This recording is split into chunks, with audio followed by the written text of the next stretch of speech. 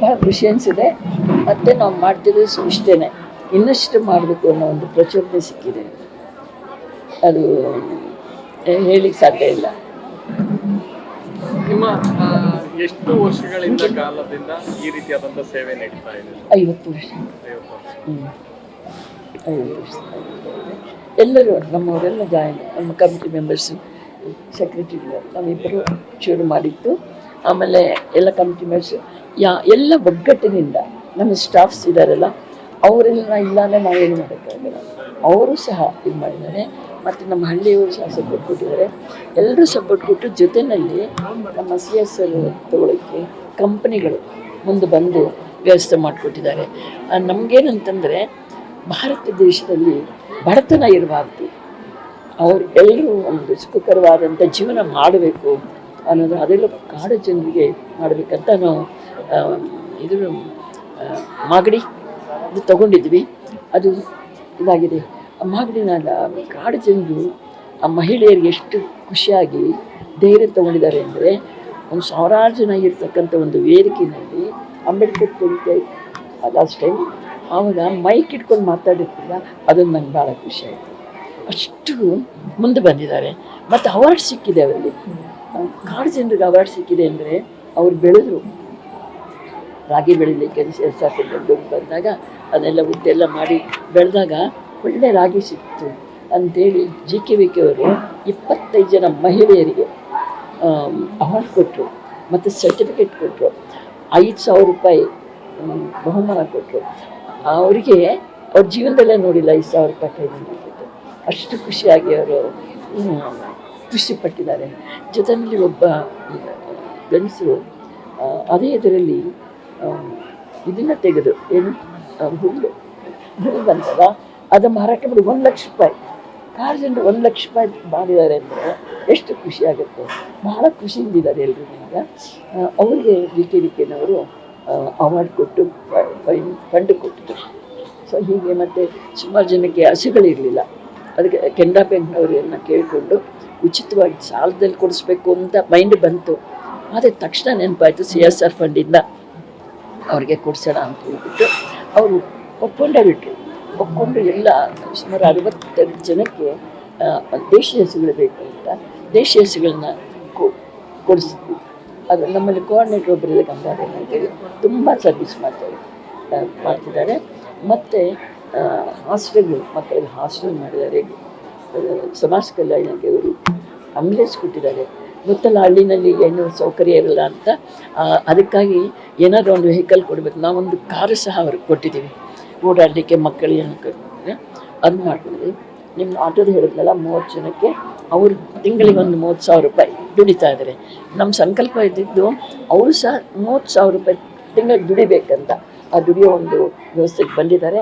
ಇನ್ನಷ್ಟು ಅವರಿಗೆ ಮನೆಗಳಾಗಬೇಕು.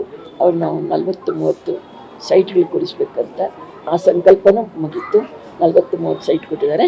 ಈಗ ಅವರಿಗೆ ಮನೆಗಳು ಕಟ್ಟಿಸ್ಬೇಕು ಅಂತ ಒಂದು ಸಂಕಲ್ಪ ಇದೆ. ಅದಕ್ಕೂ CSR ಫಂಡಿಂದ ಸ್ಯಾಂಕ್ಷನ್ ಆಗಿದೆ. ಪ್ರಾರಂಭ ಮಾಡಿ ಅದನ್ನು ಕಟ್ಟಿಸ್ಕೊಡ್ತೀವಿ. ಅದೊಂದು ನಮಗೆ ಮನಸ್ಸಿಗೆ ತುಂಬ ತೃಪ್ತಿಯಾಗಿದೆ. ಈ ಥರ ನಂಗೆ ಏನು ಹೇಳೋದಂದರೆ, ಯಾರ ಹತ್ರ ಹಣ ಇದೆ ಅವರುಗಳಿಗೆ ಕೈ ಜೋಡಿಸ್ತು ಅಂತಂದರೆ ಬಡತನದ ಭಾರತದಲ್ಲಿ ಬಡತನನೇ ಇರಲ್ಲ, ಅವರು ಮುಂದೆ ಬರ್ತಾರೆ. ನಮ್ಮ ಹಾಗೆ ಅವರು ಅಂತಂದು ಮಾಡಿದರೆ ಆಗತ್ತೆ ಅನ್ನೋದು ನನ್ನೊಂದು ನಂಬಿಕೆ ಇದೆ. ಅದಕ್ಕೆ ನಾನು ಎಲ್ರಿಗೂ ಅದೇ ಹೇಳ್ತೇನೆ, ನೀವು ಒಬ್ಬೊಬ್ಬರು ಒಂದೊಂದು ಮನೆ ಕುಟುಂಬವನ್ನು ಮೇಲೆತ್ತಿ, ಆವಾಗ ಎಲ್ಲರೂ ಮೇಲೆ ಬರ್ತಾರೆ. ನಮ್ಮ ಭಾರತ ಬಡತನ ಮುಕ್ತ ಭಾರತ ಆಗಬೇಕು. ಅದಕ್ಕಾಗಿ ಕೇಂದ್ರ ಸರ್ಕಾರದವರು ಸಾಕಷ್ಟು ಉದ್ಯೋಗವನ್ನು ಮಾಡಿ ಎಲ್ಲ ಕೆಲಸ ಮಾಡಬೇಕು. ಕೆಲಸ ಮಾಡಲಾರ್ದು ಸೋಮವಾರ ಅಂತ ಬೇಡ ಅಂಥೇಳಿ ಯಂಗ್ಸ್ಟರ್ಸ್ ಏನೇ ಒಂದು ಕೆಲಸ ಮಾಡಿ ಎತ್ಕೊಂಡು ಬರಲಿ. ನನಗೆ ಅಷ್ಟು ದೊಡ್ಡದೇ ಕೆಲಸ, ಅಷ್ಟು ಸಂಬಳ ಇರೋದೇ ಬೇಕು ಅಂತ ಕೂತ್ಕೊಂಡ್ರೆ ಹಾಗೆ ಕೂತ್ಕೊಂಡು ಬಿಡ್ತೀವಿ. ಚಿಕ್ಕ ಚಿಕ್ಕದೇ ಮಾಡ್ಕೊಳ್ಳಿ. ನಾನು ಅದಕ್ಕೆ ಒಂದು ಉದಾಹರಣೆ ಕೊಟ್ಟೆ. ಪಾನಿಪುರಿದು ಫುಟ್ಪಾತ್ ಮೇಲೆ ಮಾಡ್ತಾ ಅದು ಬಂದು ದೊಡ್ಡ ಒಂದು ಅಂಗಡಿ ಗಾಡಿ ಇಟ್ಕೊಂಡ್ರು, ಆಮೇಲೆ ಅಂಗಡಿ ಇಟ್ಟರು. ಈಗ ದೊಡ್ಡದಾಗಿ ಮಾಡಿಕೊಂಡು ಸಂಪಾದನೆ ಮಾಡ್ತಿದ್ದಾರೆ. ಹಾಗೆ ಮುಂದೆ ಬರೀತಿದ್ದ ಅವ್ರು ಮಾಡಿದ್ದಲ್ಲದೆ ಅವ್ರು ಬೇರೆಯವ್ರಿಗೂ ಸಹ ಮಾಡ್ಕೊಂಡು ಮುಂದಾಗ್ತಾರೆ. ಹಾಗೆ ಒಬ್ರಿಗೊಬ್ಬರು ಆ ಜಾಗೃತಿಯನ್ನು ಮೂಡಿಸ್ಕೊಂಡು ಆಯ್ತು ಅಂತಂದರೆ ಖಂಡಿತ ನಮ್ಮ ಭಾರತ ಬಡತನ ಮುಕ್ತ ಭಾರತ ಆಗುತ್ತೆ. ಮತ್ತು ನಮ್ಮ ಭಾರತ ಇಡೀ ಆ, ರಾಷ್ಟ್ರ ವಿಶ್ವಕ್ಕೆ ಮೇವನ್ನಾಗಿ ನಿಲ್ಲಬೇಕು ಅಂತ ನಮ್ಮ ಒಂದು ಆಸೆ. ಅದಕ್ಕೆ ನಾವೆಲ್ಲ ಅದಕ್ಕಾಗಿ ದುಡಿಯೋಣ ಅಂತ ಹೇಳಿಬಿಟ್ಟು ಭಗವಂತನ ಪ್ರಾರ್ಥಿಸ್ಕೊಳ್ತೇನೆ. ಅದನ್ನು ಮಾಡಿಕೊಂಡು ಪ್ರಾರಂಭಿಸಬೇಕು ಅಂತ. ಈಗ 3 ಬಾರಿ ಬಂದಿದ್ದಾರೆ. ಒಂದು ನಮಗೆ ಖುಷಿ ಏನಂತಂದರೆ ರಾಷ್ಟ್ರಪತಿಗಳು ಇವರು ನಮ್ಮ ಪ್ರೈಮ್ ಮಿನಿಸ್ಟ್ರು ಮೋದಿಯವರು ಟ್ರೈಬಲ್ಸು ಕಾಡಿರ್ತಕ್ಕಂಥ ಒಂದು ಮಹಿಳೆಯನ್ನು ಆಯ್ಕೆ ಮಾಡಿ ರಾಷ್ಟ್ರಪತಿಯಾಗಿ ಮಾಡಿದ್ರಲ್ಲ, ಅವತ್ತಂತೂ ನಮ್ಗೆ ಭಾಳ ಖುಷಿ ಆಗುತ್ತೆ. ಯಾರಾದ್ರೂ ಕರೆ ಮಾಡಿದ್ರು ನಿಮ್ಗೆ ಶುಭಾಶಯ ಕೋರಕ್ಕೆ? ಯಾರೆಲ್ಲ ತುಂಬ ಚೆನ್ನಾಗಿ ಮಾಡಿದ್ರು. ಪ್ರಹ್ಲಾದ್ ಜೊತೆ ಮಾಡಿದ್ರು, ಮತ್ತು ಇವತ್ತು ಇವ್ರು ಬಂದಿದ್ದರು. ತುಂಬ ಜನ ನಿನ್ನೆ ಅಂತೂ ತುಂಬ ಇನ್ನು ಮಾಡಿದ್ದಾರೆ. ಅದು ನಾನು ತಗೊಳಕ್ಕೂ ಟೈಮ್ ಸಿಕ್ಕಿಲ್ಲ. ಸೋಮಣ್ಣ ಅವ್ರು ಮಾಡಿದ್ರು. ಅಲ್ಲಿಂದ ಯಾರ್ಯಾರು ದೊಡ್ಡದವರೆಲ್ಲ ಮಾಡಿ ಆಶೀರ್ವಾದ ಮಾಡಿದ್ದಾರೆ. ನೀವೆಲ್ಲರೂ ಸಹ ಇಷ್ಟೊಂದು ಸಮಯವನ್ನು ಮಾಡ್ಕೊಂಡು ನಮ್ಮಲ್ಲಿಗೆ ಬಂದ್ಬಿಟ್ಟು ಇದನ್ನು ಹೋಗ್ತಾ ಇದ್ದೀವಿ. ನಮ್ಮ 50 ವರ್ಷದ ಇದೇ ಮೊದಲನೇದು ಈ ರೀತಿಯಾಗಿ ಇಷ್ಟೊಂದು ಜನ ನಮ್ಮ ಆಶ್ರಮಕ್ಕೆ ಬಂದಿದ್ದೀರಿ. ನಮ್ಗೆ ಭಾಳ ಖುಷಿ ಆಯಿತು. ತಮ್ಮೆಲ್ಲರಿಗೂ ಭಗವಂತ ಒಳ್ಳೇದು ಮಾಡಲಿ ಅಂತ ನಾನು ಮಾಡ್ತೀನಿ ಸರ್. ಜೈ ಹಿಂದ್, ಜೈ ಕರ್ನಾಟಕ. ಇಲ್ಲಿನ ಮೋದಂಥವರು ಸುಕುಮಾರ್ ಅಂತೇಳಿ ಆಂಧ್ರ ಪ್ರದೇಶದಲ್ಲಿ ಹೋಗಿದ್ದಾರೆ. ಅಲ್ಲಿ ಮದುವೆ ಆಗಿದೆ ಅವರಿಗೆ. ಅವರೊಂದು ಹಾಸ್ಪಿಟಲ್ ತೆಗೆದಿದ್ದಾರೆ.